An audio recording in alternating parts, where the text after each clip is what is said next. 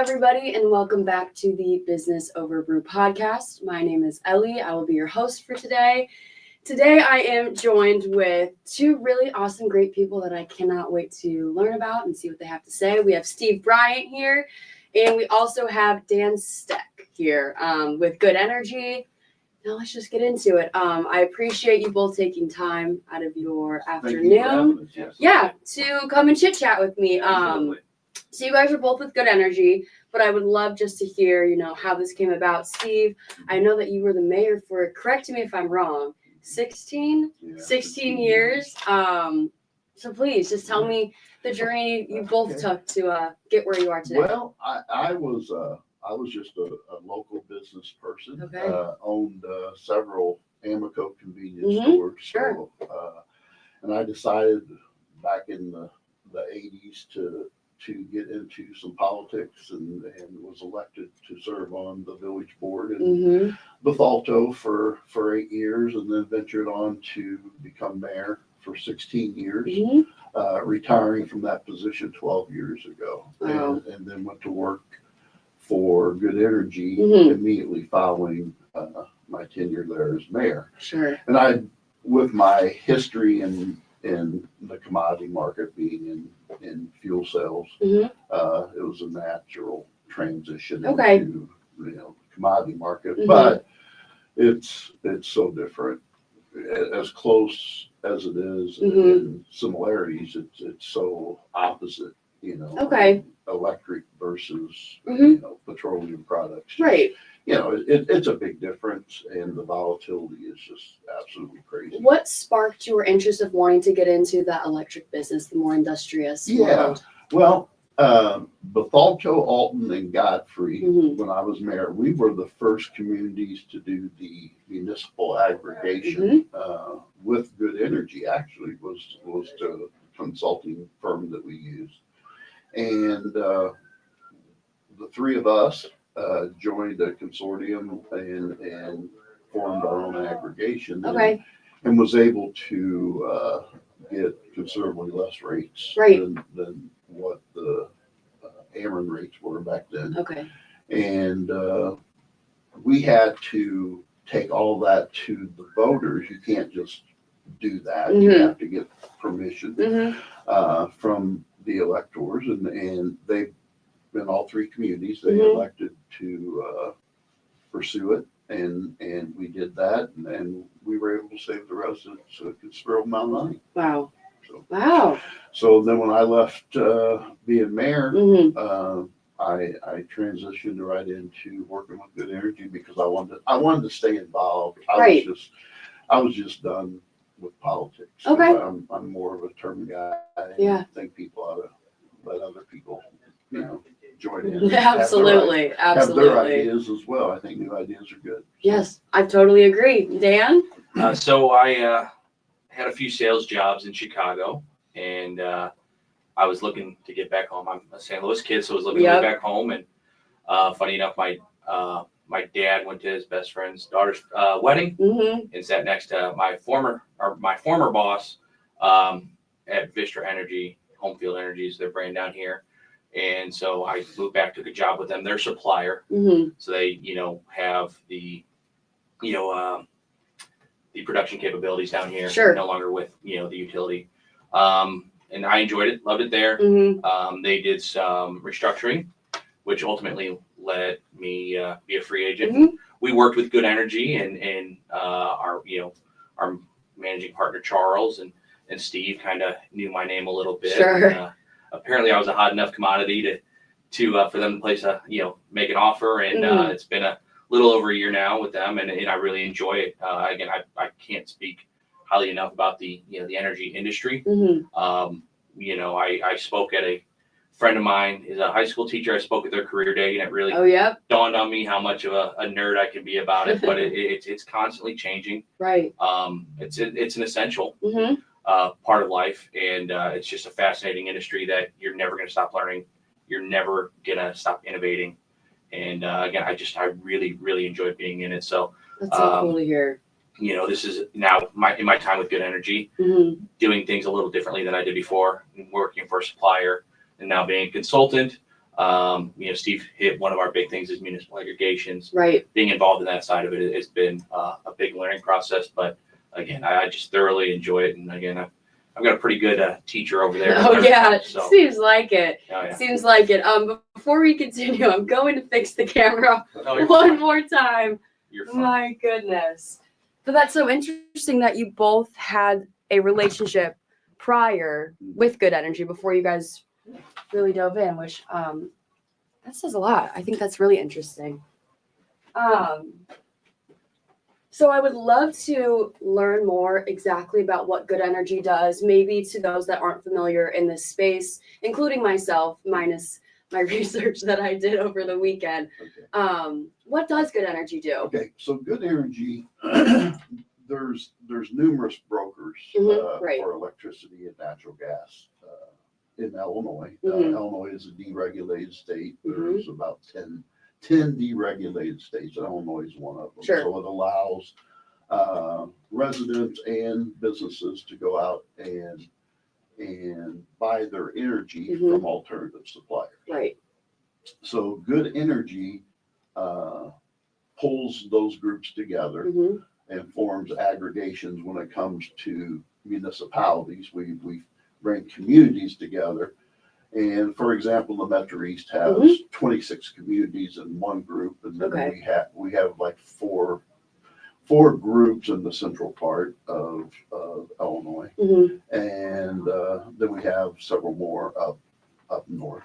Mhm. And we also have aggregations in New York and Connecticut and Massachusetts and other Sure. states that are deregulated as well.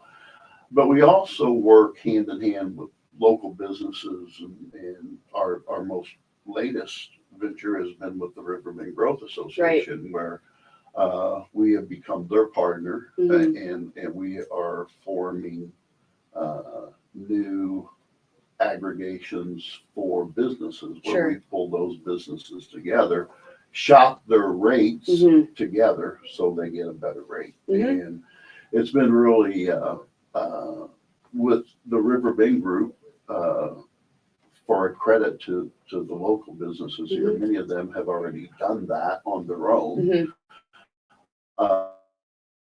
So they're under contract with suppliers, but that doesn't mean they shouldn't still take, because our services are free to them. Okay. We do their evaluations and look at their bills and see if there's anything that we can do, either electric or natural gas, Sure. and save them money. And many of those are, like I said, under contract for maybe another year or two. Okay. But we can look at those and Mhm. tell them if they're in the right. There's different ways of buying electricity. Mhm. We generally try to do an all fixed in product, Mhm. to where there's no pass-throughs, which are alternative add-ons Okay. that some suppliers offer.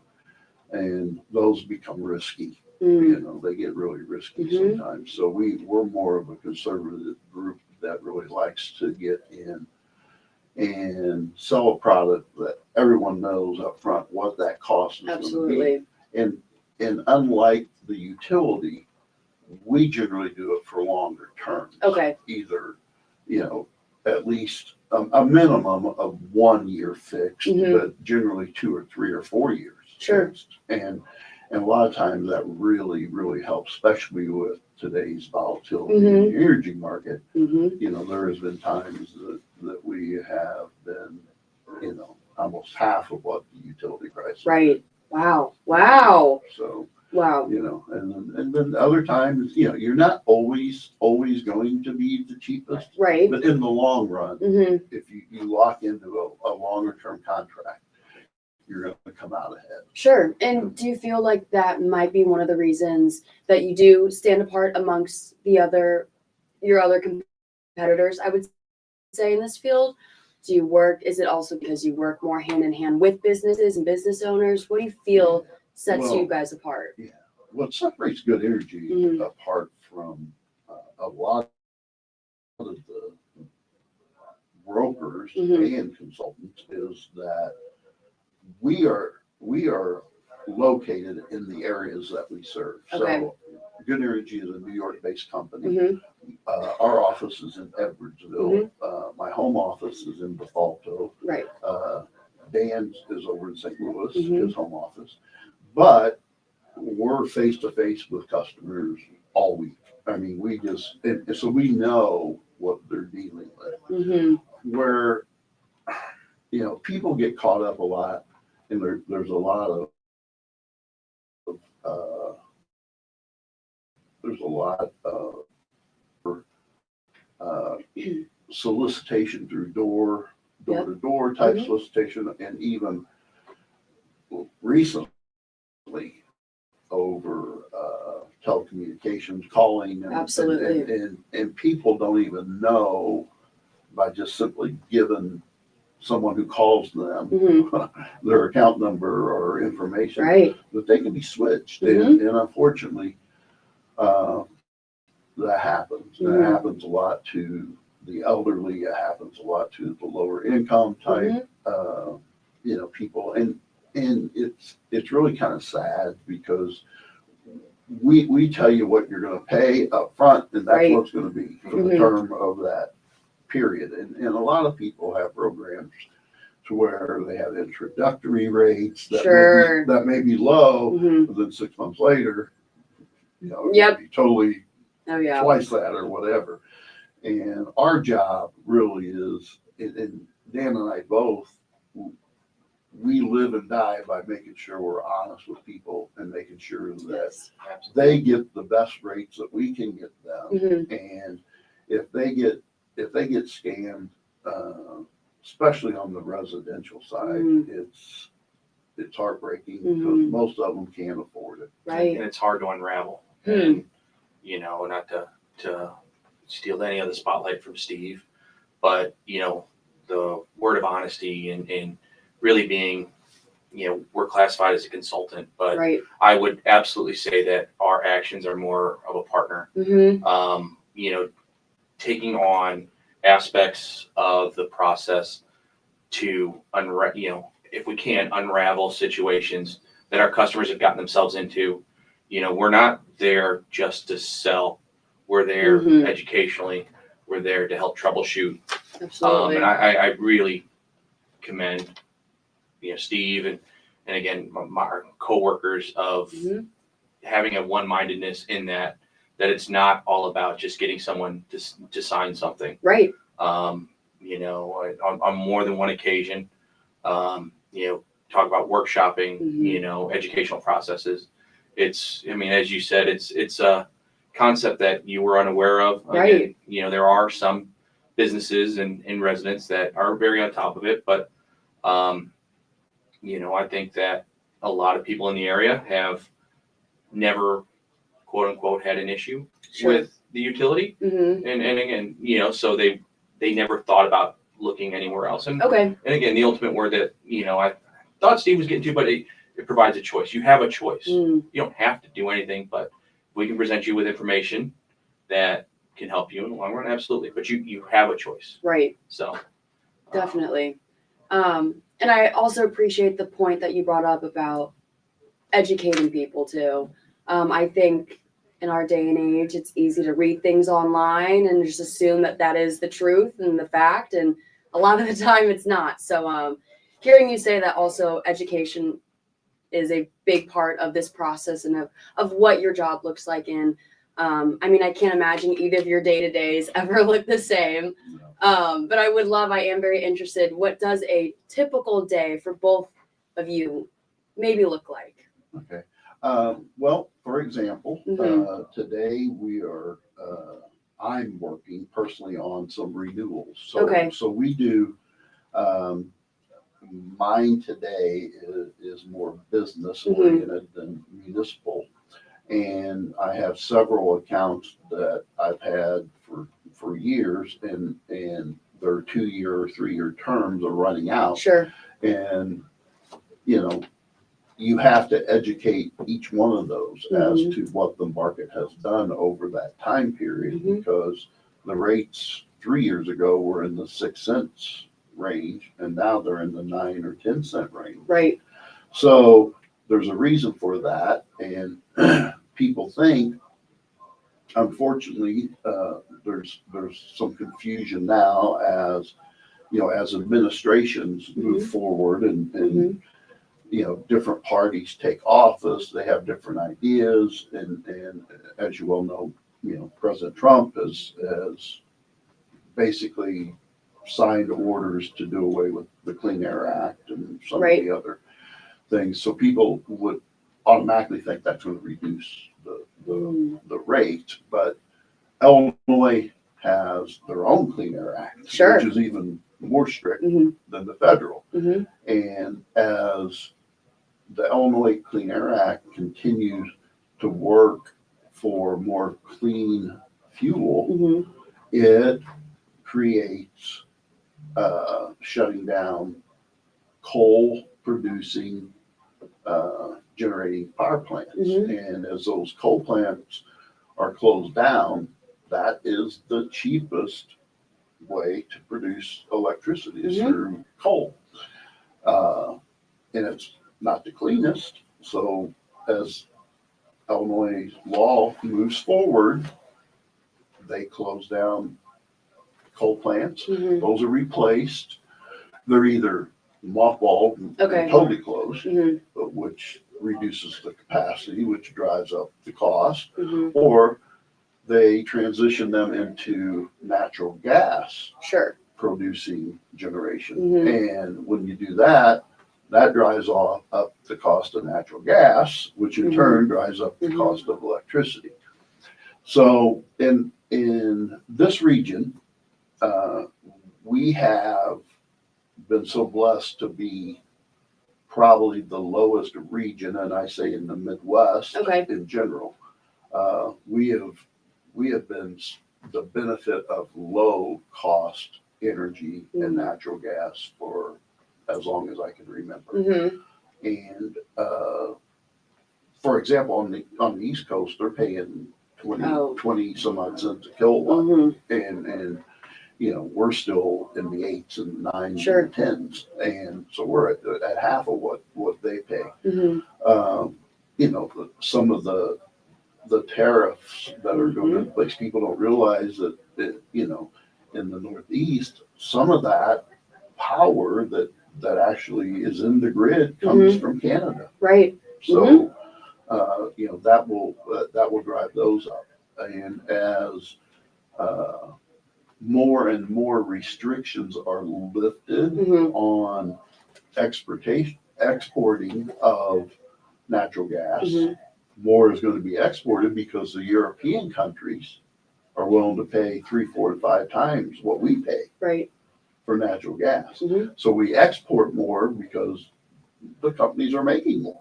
And as they export more, it drives the cost up. And the volatility in the market is just unheard of. I mean, it used to be that a supplier would give you a price, and you could, long as you got that contract signed by the customer and back to them sometime in that day period, you could lock in that price.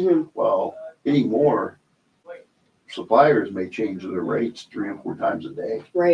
It's all dictated on what the market is doing.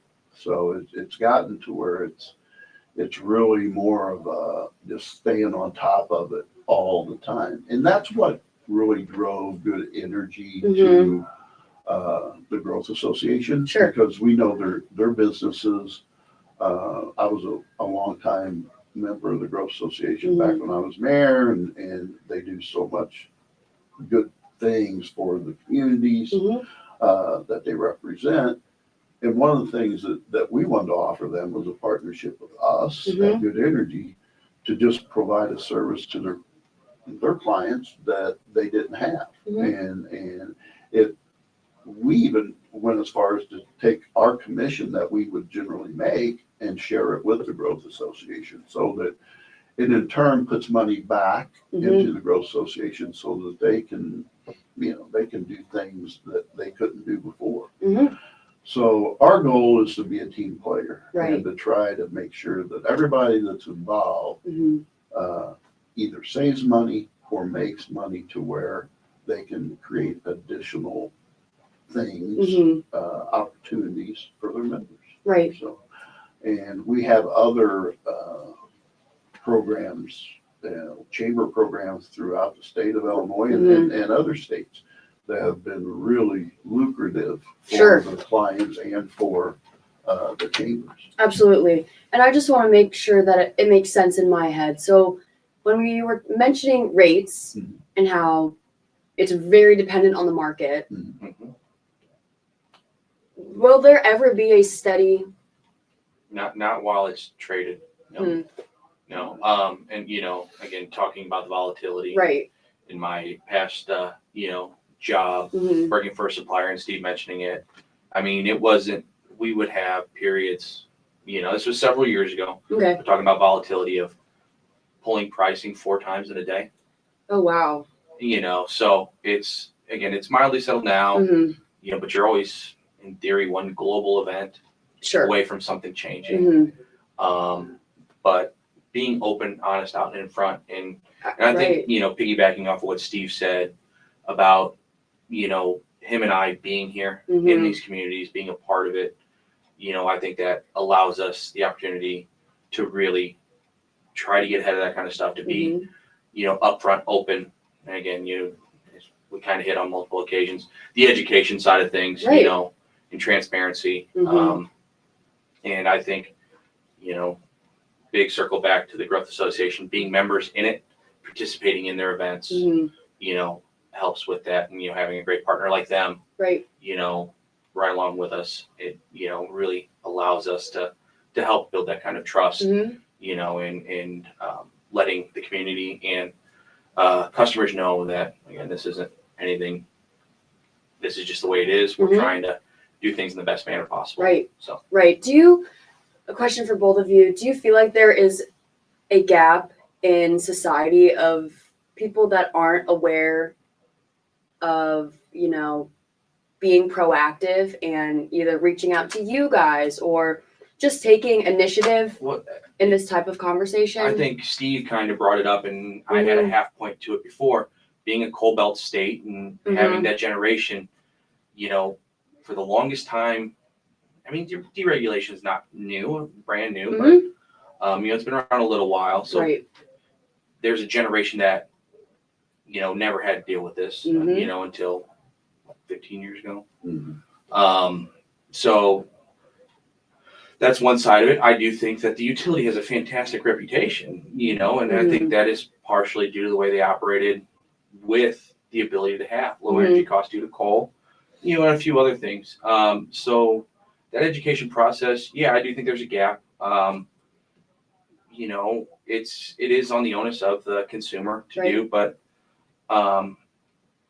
yet there is a lot to learn. I mean, Steve and I, one that I really like to harken back to is we went to a town hall meeting, because a lot of citizens in that community were questioning their bill and why they were still in the program.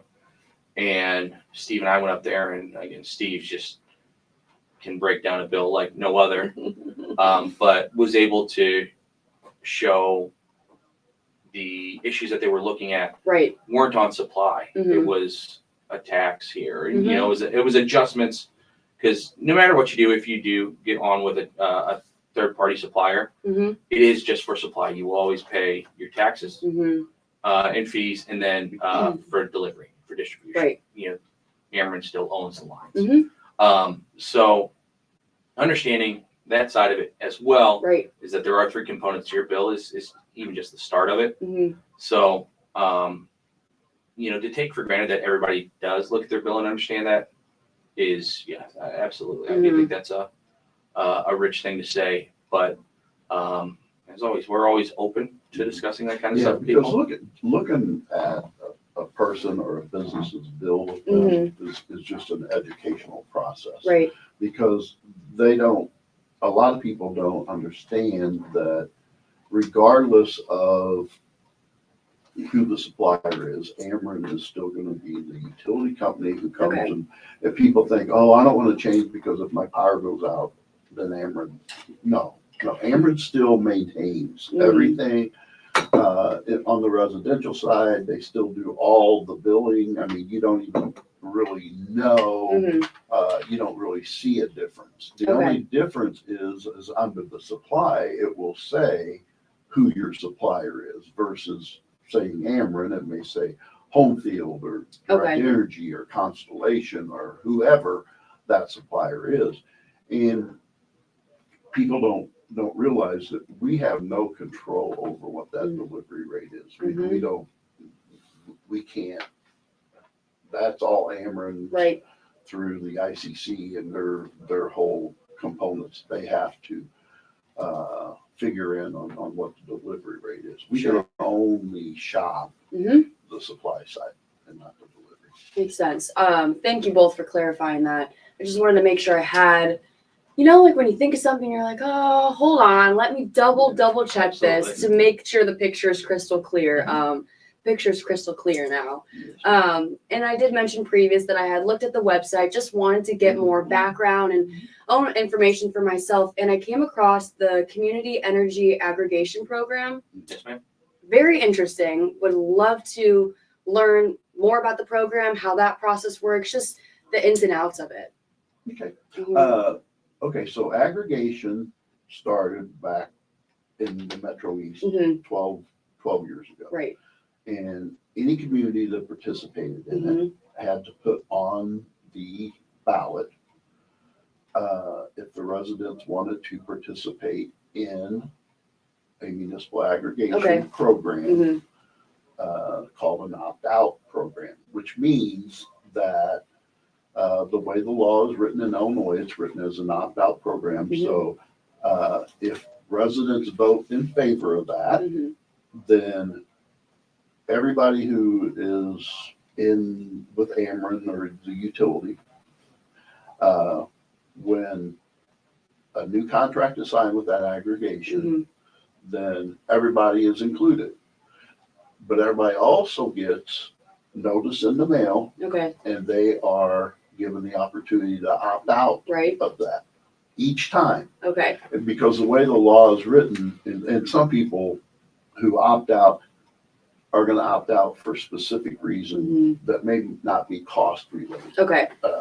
They may work for Ameren, or they may have had a relative Mhm. that worked for Ameren, or they may just have no desire to be with anybody other than Ameren because they have been so good over the years. Sure. And with that being said, some people just want to opt out and never be a part of it. Well, that's not the way the law is written, because the law is written that each time there is a contractual change with a supplier, Mhm. everybody who is in the program or even opted out of the program gets a notice again. Mhm. And that becomes upsetting to some residents because they may get one 6 months ago and have to do it again. And if they don't send that in, then they get switched to the aggregation. Yep. Well, the reason for that is when the legislation was written, they want to make sure that if there's ever a time that the aggregation rates are so much cheaper Mhm. than the utility rates, they don't want people coming back saying, well, you didn't send me an opt-out, Mhm. so I didn't know. Well, so it's you got to do it in a fair way. Mhm. And a fair way is that everybody gets them, Mhm. and regardless of whether they opted out previously or not. Right. And trust me, when they call, and they try to make it as easy as possible. So when an opt-out goes out, Mhm. whoever the selected supplier is, whoever the lowest price selected supplier is, they send them an opt-out notice in the mail. They can either contact them direct, they have a phone number. You can contact them via website. You can contact Good Energy. We have our number on there. We have a person who does nothing but answers the phone and opts people out. Mhm. And so we make it as easy as possible. If people who want to opt out and never be a part of it, Mhm. I understand that. There's some people who don't want to be bothered by it ever. Okay. They just want to be with Ameren and be left alone and Mhm. and so forth. You know, until the legislation is changed to allow that, we can't comply. We have to do how it's written. Mhm. And that's one of the things that Good Energy does so well is every community has to adopt what's called a plan of operation and government. Mhm. So as that plan of operation and governance is adopted, it's the law. And you have, and that whole component Mhm. in most cases is around 40 pages long. Mhm. And it tells what Good Energy will do, it tells what the municipality has to do, and it tells what the supplier has to do. Mhm. And you have to comply to that because that's the way the law is written. And that's exactly what Good Energy makes sure their clients do, Mhm. is follow that plan of operation and government to a T. Hmm. So there's a lot with it. And then in part of my job is I oversee, I'm the government liaison Mhm. guy, the guy that has a history with government, Mhm. so know the law a little bit better than some of the other employees of Good Energy. And I do a number of Ameren franchise agreements Okay. for municipalities. So Sure. we provide services outside the scope Mhm. of what a normal consultant would do Mhm. for a municipality. And, you know, we have been able to save communities literally millions of dollars Mm. over just rewriting franchise agreements and letting them know what their options are. Because Mhm. a franchise agreement for a municipality, for example, currently is 20 years or 30 years long, Okay. okay? But years ago, it used to be 50. So you could have 10, 15 administrations Mhm. before that franchise agreement ever expired. Right. And Ameren will make an effort to contact that community Mhm. when the contract's expiring and offer them a new contract. Mhm. But there's ways that you can go through that contract and pull out the good and the bad Mhm. and make sure the municipality gets what they're entitled to. Right. And that's what I do. Wow. Dan, we didn't even get a chance to ask you, what your role in your position looks like at Good Energy. My day to day, or just my role in general. Both. So my title is business development manager. Yeah. A lot of community outreach. Yep. Um, Definitely. You know, one thing that I don't think we necessarily fully clarified before Mhm. is the way that the laws are written in the state of Illinois. Okay. You can individually sell to a commercial customer. Residential has to be more so lumped into a municipal aggregation. Mhm. Some of the door-to-door stuff that we mentioned before, Right. that's kind of skirting some stuff that Mhm. where Steve kind of mentioned gets on the scam level and Yep. it may not necessarily be up to snuff. Mhm. So my day-to-day is, again, just setting up calls, Right. face-to-face meetings Mhm. with different customers, present them with options. Sure. And again, that's, the word education keeps on coming up a lot. Yeah. Educating on the process, Mhm. educating them on the value we can add to the, selection Mhm. of an energy partner, and stuff like that. So cover a few miles, Yeah. and get to meet a lot of interesting people with interesting course. businesses. Oh yeah. Meeting y'all for the first time today. Mhm. We live in a really interesting area. The diversity in business. Oh, Both absolutely. industrial, Mhm. anything mom and pop. Mhm. Love that kind of stuff, and obviously big manufacturing as well. So, Right. really get to see a lot of different things, and so it's Right. And you mentioned that you are from St. Louis. I'm from Waterloo, Illinois. Oh, okay. But you're currently located in the St. Louis area. Barely. Is there a huge difference between the Illinois side and the Missouri side? Yeah, Missouri's regulated. Illinois is deregulated. So, effectively, there's no opportunity for us there. Okay. There's some auxiliary things we can offer, like demand response, but Sure. that's a whole nother, can of worms. So operations in Illinois. Okay. And it's not limited to just Southern Illinois. Mhm. Obviously, we operate. I mean, geographically, it's a little harder, but again, I have family and contacts Sure. up north, so working in the combat territory is something we are able to do. Again, Okay. obviously, geographically, Steve and I being down here, more of our bread and butter Right. is the southern half of the state, Ameren territory. Mm-hmm. So, but I mean, from tip to tip, we can service anything in Illinois. Right. And there's another one of us Yeah. in Peoria, Okay. Jared McMorris, who was actually hired 2 days before I was, I think. Oh, wow. And Jared handles basically everything from Springfield north, and we handle everything That makes from sense. Springfield south. Okay. And Jared is very well versed. And Jared is actually one of the ones who oversees a lot of the affinity programs, like the chamber program with the Growth Association. And, ideally, the whole concept of that is to bring members together and shop their rates together and get better rates. But it's also to educate them and let them know what exactly future looks like. And, we used to always be very careful and say, you might want to only do a 1-year contract because the rates could come down. But recently, that's not really been the case. Right. Because everything Yep.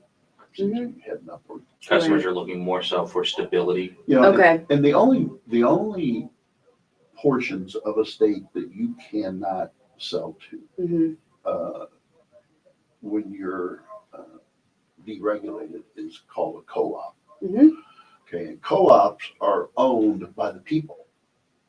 Ameren doesn't own the lines. Ameren doesn't supply the supply. They're owned by the people. So they basically do what Dan and I do. They have a board that does what we do and goes out and buys power. Okay. And those were established years and years ago, and mainly in the rural areas. Waterloo is one of them, my hometown. Okay. And they're in co-op, so there's nothing we can do to bring them into an aggregation, for example. They have to stay in that co-op. And honestly, like if you took my portfolio, I have several clients that use over 13, 14 million kilowatts a year. And I have clients that use 15,000 kilowatts a year. So I mean, it's from here to here. Right. And it's really wide open. I mean, it's nice to be able to take a mom and pop location that may only use 25,000 kilowatts a year and team them with someone who uses 1.5 million kilowatts a year and shop them all as a group and help that mom and pop rate come down. And that's really what our goal is. Right. No, 100%. And as we think about just wrapping up the show, I always just like to ask the questions, like what do you hope for the future? Where do you see good energy in the next 3, 5, 6 years? What do you hope to see change or improve? Yeah. Everybody would love to see stability in the market. Everybody would love to see the ability to project accurately and know specifically. I mean, 10 years ago, we could just about tell you what the rates were going to be for the next 2 or 3 years. Anymore, for example, when the Russian and Ukraine conflict, rates were at that time around 6 cents per kilowatt hour. In 2 months, 3 months time, they were 14. because we were exporting natural gas to our allies, and all that started going out, plus the uncertainty of what was going to happen with all, Right.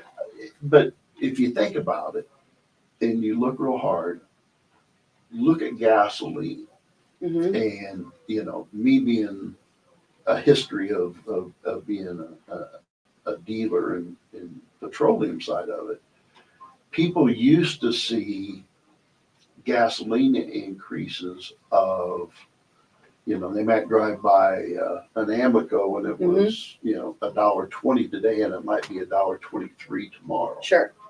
You don't see 2 and 3 cent increases anymore.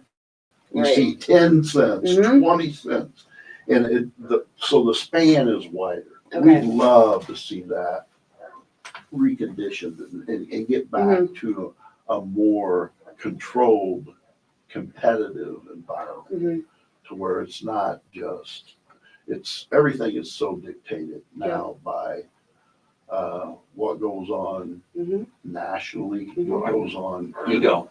and everybody's Absolutely. mad. Everybody's just mad, and part of that, with my background, I understand. I understand that people get mad at government. I understand people get mad at energy company. People get mad at whoever. The end result is that we have a commitment to our customers to do the very best we can do to provide them a service that is second to no one. And I think that, Good Energy has a reputation of being not only the largest municipal aggregator in the country, but having a history of honesty and integrity. Right. So that's key to us. Did you want to add anything to that? Steve hit a lot on it, and kind of building off of what he said. The word that came to me, for the industry as a whole is unity. Right.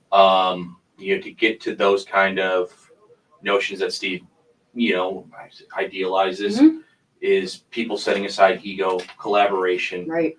And, and then a word that keeps on coming up specifically to us, but could go a long way for others, is honesty, openness. So if the industry is able to do that with government entities as well, and, make sure they're putting the right foot forward instead of for self-perceived gains, I think it can go a long way in helping stabilize some of those fluctuations, probably paint a little clearer picture about timelines in regards to projects and acts that are set forth, so but again, we have our own pricing team, but in comparison to the large supplier network, they have full teams that do nothing but analytics of what the future says. And years ago, they used to be dead on. They could just about predict to the 10th of a cent what the rates were going to be 2 years from now. It's not that way anymore. Right. There's too many unknown factors. Very interesting. Is there anything that you would hope or you want to share before we end the episode with anyone listening at home that might be thinking to themselves, wait a minute, it's time to be proactive now? I think if I had anything that, people really need to get back to trusting their government. And I know that's hard. I know it's hard because there's different parties, there's different ideas. But just because someone has an idea on one side of the aisle doesn't mean that there's not a good idea on the other side. And that goes on either side. Right. I mean, absolutely. I'm not saying whether you're Democrat, Republican, Independent, or whatever. I'm just saying if people, the political history of this country has always been to disagree and negotiate and compromise and come up with what is the best for everyone involved. Right. And at this state of everything, if a government says, I think municipal aggregation is right, then there's a third or a fourth of the people out there that just don't want it because the government said it was okay. Mm-hmm. Where in reality, the government is really trying to provide a service Mm-hmm. to the residents that they're entitled to, giving them a choice. And where before they had no choice. Right. Yeah, and just, Steve, speaking on the municipal side, business side, the key word being choice.